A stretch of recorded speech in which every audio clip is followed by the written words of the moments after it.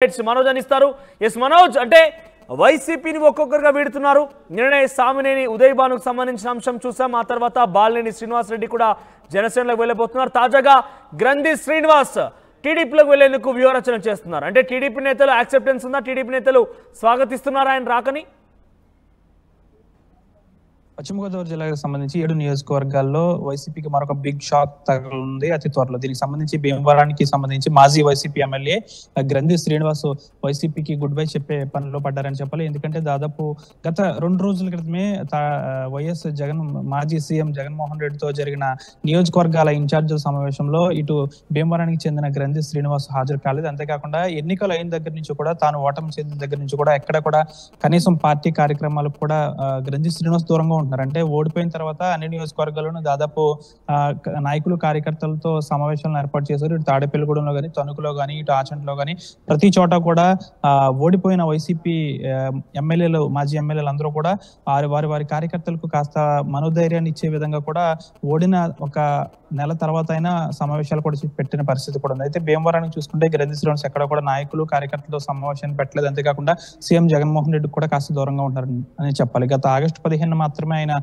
స్వాతంత్ర దినోత్సవం రోజున కాస్త జెండా ఎగరేసి ఒక 2 మాటలు చెప్పారు. అంతేగాని అప్పటి నుంచి కూడా ఎప్పుడు కూడా ఆయన సీఎం జగన్మోహన్ రెడ్డి పేరు కానీ, లేకపోతే గత 2 రోజుల క్రితం జరిగిన సమన్వయ సమావేశంలో కూడా గ్రంథి శ్రీనివాస్ దూరంగా ఉన్నారని చెప్పాలి. ఎందుకంటే దాదాపు ఆయన కార్యకర్తలు, నాయకులు, ఆయన అనుచరులు గట్టిగా చెప్తున్నారు గ్రంథి శ్రీనివాస్ వైసీపీలో ఉండరు. దాదాపు ఇప్పటికే టీడీపీ తీర్థం పుచ్చుకునేందుకు సిద్ధమయ్యారు గ్రంథి శ్రీనివాస్. అంతేకాకుండా అన్ని సెట్ అయితే దాదాపు ఒక 2-3 రోజుల్లో గ్రంథి శ్రీనివాస్ టీడీపీ తీర్థం పుచ్చుకుంటారని చెప్పాలి. ఎందుకంటే భీమవరానికి సంబంధించి గ్రంథి శ్రీనివాస్ జనసేనలోకి వెళ్తారని అయితే పెద్ద ఎత్తున ఊహాగానాలు ఇప్పటికి కూడా వస్తున్నాయి. అయితే జనసేనకు సంబంధించి ఇప్పటికే భీమవరం నియోజకవర్గంలో అనేక మంది నాయకులు ఉన్నారు. కాబట్టి జనసేనలోకి వెళ్ళిన గ్రంథి శ్రీనివాస్ కి మైనస్ అనే చెప్పాలి. కాబట్టి టీడీపీ చూసుకుంటే భీమవరం నియోజకవర్గంలో టీడీపీకి సంబంధించి బలమైన నాయకులు ఉన్నప్పటికీ కూడా ఒక ఎమ్మెల్యే స్థాయి నాయకులు అయితే టీడీపీలో లేరని చెప్పాలి భీమవరం నియోజకవర్గానికి సంబంధించి. అందుకోసమే గ్రంథి శ్రీనివాస్ టీడీపీని ఎంచుకున్నట్లు కూడా మనకి సమాచారం ఉంటుంది. అంతేకాకుండా 2019 ఎన్నికల్లో సినీ స్టార్ జనసేన అధినేత పవన్ కళ్యాణ్ పై భారీ మెజార్టీతో గెలిచిన గ్రంథి శ్రీనివాస్ దాదాపు ఆయనకి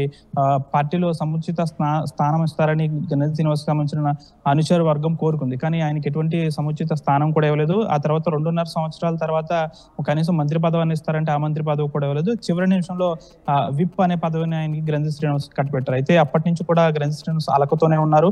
పూర్తిగా కూడా నిన్న మొన్న కూడా వైసీపీకి సంబంధించిన జిల్లాలో ముఖ్య నేతలు గ్రంథి శ్రీనివాస్ ఇంటికి వెళ్ళినట్టు సమాచారం.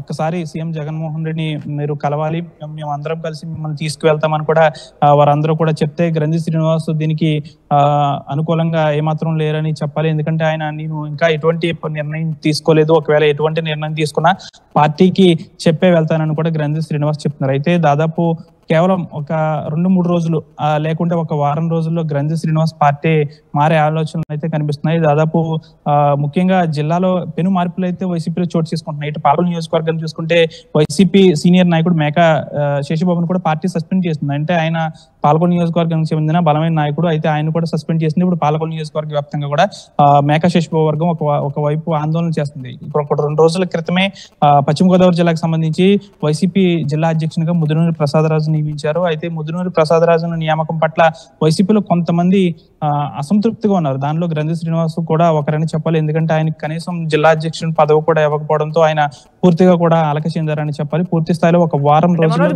ప్రతిపక్షం నుంచి అధికార పార్టీలోకి వెళ్లే సమయంలో చాలా మంది కూడా పదవులు ఆశిస్తూ ఉంటారు, లేదంటే పర్సనల్ గా పొలిటికల్ ఎజెండా గురించి ఆలోచిస్తూ ఉంటారు. సో గతంలో ఎవరైతే బాలినేని శ్రీనివాస్ రెడ్డి కావచ్చు, సామినేని ఉదయ్ భాను కావచ్చు, పార్టీ మార్పు అంశం మీద ఒక చర్చ ఏంటనంటే వారిపైనటువంటి అక్రమ కేసులు కావచ్చు, ఏదైనా కేసులు కనుక ఉంటే ఈ ప్రభుత్వం తిరగతోడి వారిని ఇబ్బందులు గురి చేయొద్దనే ఉద్దేశంతోనే పార్టీ అధికార పార్టీలోకి, అది జనసేనలోకి వెళ్తుందని ఒక చర్చ ప్రారంభమైంది. ఈ నేపథ్యంలో గ్రంథి శ్రీనివాస్ ఎందుకు పార్టీ మారుతుంటే పదవి కోసం వెళ్తున్నారా, రాజకీయంగా ఆయన ఎదుగుదల కోసం వెళ్తున్నారా? ఉన్న సమయంలో ఆయనకు ఆల్రెడీ ఎమ్మెల్యేగా గెలుపొందారు, అక్కడ ఆల్రెడీ ప్రభుత్వం లేదు, ఇప్పుడు ఎలక్షన్స్ కూడా పెద్దగా ఏమీ లేవు. ఈ నేపథ్యంలో పార్టీ మార్పుపై ఎటువంటి చర్చ కొనసాగుతుంది? గ్రంథి శ్రీనివాస్ కుటుంబ నేపథ్యం చూసుకుంటే తన తండ్రి దగ్గర నుంచి కూడా వారు రాజకీయ నేపథ్యం గల కుటుంబం. దాదాపు ఆయన భీమవరం నియోజకవర్గంలో వైసీపీ హయాంలోనే అనేక అభివృద్ధి కార్యక్రమాలు చేశారు. అంటే భీమవరం నియోజకవర్గానికి సంబంధించి దాదాపు గత 2019 నుంచి 24 వరకు కూడా 7 నియోజకవర్గాల్లో ఏ వైసీపీ ఎమ్మెల్యే లేని విధంగా ప్రజలతో భీమవరం నియోజకవర్గంలో గ్రంథి శ్రీనివాస్ మమేకమయ్యారు. అయితే ఆయన దురదృష్టవశాత్తు ఓడిపోవడంతో అప్పటి నుంచి కూడా ఎటు కూడా వెళ్ళలేని పరిస్థితి. అంటే ఆయన ఒక బాధతో ఎక్కడ కూడా వెళ్ళని పరిస్థితి. అనుచరులు కార్యకర్తలతో కూడా ఎటువంటి సమావేశాలు కూడా పెట్టలేదు. అంటే గ్రంథి శ్రీనివాస్ సంబంధించి ఎటువంటి అక్రమ ఆస్తులు కానీ ఎటువంటి లేవని చెప్పాలి. కేవలం ఆయన రాజకీయాల్లో ఎప్పటి నుంచో ఉన్నారు కాబట్టి, ఒక విధంగా చెప్పాలంటే రాజకీయానికి అలవాటు పడిపోయిన వ్యక్తి మారలేరు కాబట్టి, వైసీపీలో ఆయనకి సముచిత స్థానం ఇవ్వలేదు కాబట్టి ఆ యొక్క కోపంతో మాత్రమే ఆయన పార్టీ మారుతున్నారు తప్ప ఆయనకి సంబంధించి ఎటువంటి కేసులు అటువంటివి ఏమీ లేవు. దాదాపు ముఖ్యంగా టీడీపీని ఎంచుకోవడానికి గల కారణం ఏంటంటే భీమవరం నియోజకవర్గంలో టీడీపీ అనేది కాస్త డల్ గా ఉంది కాబట్టి ఈయన టీడీపీ వైపు మక్కువ చూపుతున్నారని చెప్పాలి. అందుచేత కాకపోతే ఎటువంటి కేసులకు సంబంధించి కానీ, ఎటువంటి అక్రమ ఆస్తులకు సంబంధించి కానీ ఇటువంటి ఏమీ కూడా ఈయనపై ఎటువంటి ఎలిగేషన్స్ లేవని చెప్పాలి. కేవలం రాజకీయానికి సంబంధించి ఈయన వైసీపీ పార్టీలో ఇమ్మడలేక కేవలం టీడీపీకి సంబంధించి చేరుతున్నారనే చెప్పాలి. ఎందుకంటే గ్రంథి శ్రీనివాస్ కి సంబంధించిన అనుచర వర్గం కూడా ఒకటే చెప్తుంది, 2-3 రోజుల్లో ఈ విషయం కొలికి వస్తుంది, అన్ని ఓకే అయితే 2-3 రోజులు లేకపోతే వారం రోజుల్లో టీడీపీ తీర్థం పుచ్చుకునే అవకాశాలు గ్రంథి శ్రీనివాస్ కనిపిస్తున్నాయి. మనోజ్ రైట్ మనోజ్.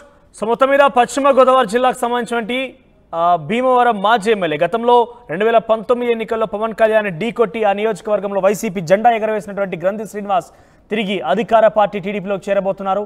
అయితే గతంలో ఆయన ఎమ్మెల్యే గెలుపొందినప్పటికీ తనకు గౌరవం ఇవ్వకపోవడం, పదవి ఇవ్వకపోవడం అనే ఒక విషయంగా చర్చ కొనసాగుతున్నప్పటికీ అధికార పార్టీలోకి వెళ్ళాలని ఒక వాంఛ, ఒక ఆశయం ఎవరికైనా ఉంటుంది. సో ఈ నేపథ్యంలోనే పదవి కోల్పోయి కేవలం 3 నెలల సమయం కావస్తుంది. అయినప్పటికీ అధికార పార్టీలోకి చేరిన ఒక లక్ష్యంతో ఆయన ముందుకు వెళ్తున్నారు. టీడీపీ నేతలతో చర్చలు జరిపి త్వరలోనే పార్టీలో చేరుతారు, అన్ని సెట్ అయితే కనుక అని ఒక చర్చ నియోజకవర్గ వ్యాప్తంగా మొదలైంది. సో ఈ నేపథ్యంలో టీడీపీ రియాక్షన్స్ ఏ రకంగా ఉండబోతుందో చూడాలి. ఒకవైపు అయితే వైసీపీ ఆయన పార్టీ నుంచి వెళ్లకుండా నచ్చజెప్పి బుజ్జగించే ప్రయత్నం చేస్తున్నప్పటికీ ఆయన సస్యమిరా అంటున్నారు. చూడాలి మరి ఈ రకంగా వరుస ఫిరాయింపుల విషయంలో వైసీపీ ఎటువంటి యాక్షన్ ప్లాన్తో ముందుకు రాబోతుందనేది.